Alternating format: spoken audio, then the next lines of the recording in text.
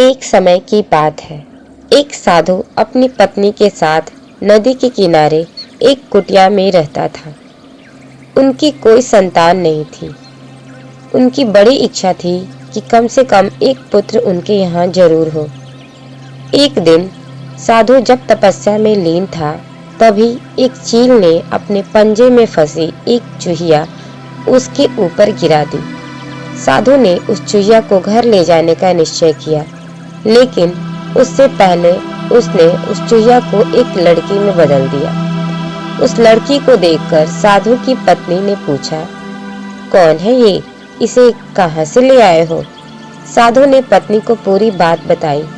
उसकी पत्नी बहुत प्रसन्न हुई और वह बोली, आपने उसे जीवन दिया है, इसलिए तुम ही उसके पिता हुए। इस तरह मैं भी उसकी माँ हुई। हमारे यहाँ कोई संतान नहीं थी, इसलिए भगवान ने इसे हमारे पास भेजा है। जल्द ही वह बच्ची एक सुंदर युवती बन गई। जब वह 16 साल की हुई तो साधु और उसकी पत्नी ने उसका विवाह करने का निश्चय किया। साधु ने सूर्य देवता का आवाहन किया। जब सूर्य देवता उसके सामने आए तो साधु ने सूर्य देव से अपनी बेटी के साथ विवाह करने का प्रस्ताव रखा।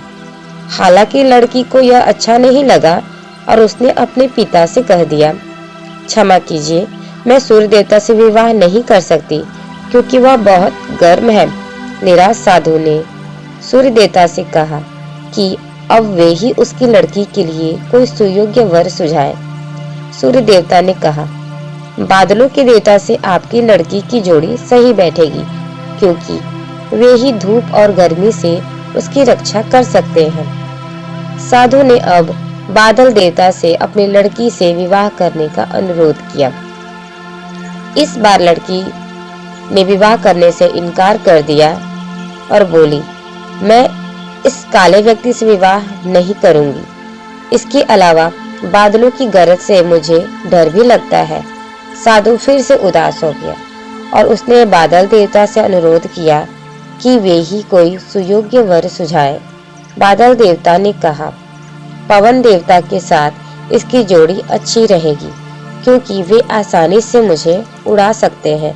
साधु ने अब पवन देवता से विवाह का अनुरोध किया। इस बार भी लड़की ने विवाह से इनकार कर दिया और बोली, मैं ऐसे अस्थिर व्यक्ति से विवाह नहीं कर सकती जो हर समय यहाँ वहाँ उड़ता रहता हो। साधु काफी परेशान हो गया। साधु ने पवन देवता से ही कोई सुयोग्य वर सुझाने को कहा। पवन देव ने जवाब दिया, पर्वतों के राजा बहुत मजबूत और स्थिर है। वे बहती हुई हवा को भी आसानी से रोक सकते हैं। उनसे आपकी लड़की की जोड़ी सही बैठेगी। साधु अब पर्वत राज के पास गया और उससे अपनी लड़की के साथ विवाह करने का अनुरोध किया। हालांकि इस बार भी लड़की ने विवाह करने से इनकार कर दिया और कहा, मैं ऐसे व्यक्ति से विवाह नहीं कर सकती जो इतना कठोर और ठंडा हो। लड़की ने साधु से किसी नर्म वर को खोजने को कहा। साधु ने पर्वतराज से सलाह मांगी। पर्वतराज ने कहा, किसी चूहे के साथ ही आपकी लड़की की जोड़ी अच्छी रहेगी, क्योंकि वह नर्म भी है और आसानी से किसी पर्वत में भी बिल बना सकता है। इस बार लड़की को वर पसंद आ गया। साधु काफी हैरान हुआ और बोला, भाग्य का खेल कितना निराला है। तुम मेरे पास एक चूहिया के रूप में आई थी और मैंने ही तुम्हें लड़की का रूप दिया था। चूहिया के रूप में जन्म लेने के कारण तुम्हारे भाग्य में चूहे से ही विवाह करना लिखा था और वही हुआ। भाग्य में जो लिखा था वही हुआ। साधु ने फिर से प्रार्थना शुरू कर दी और लड़की को दोबारा चूहिया बना दिया।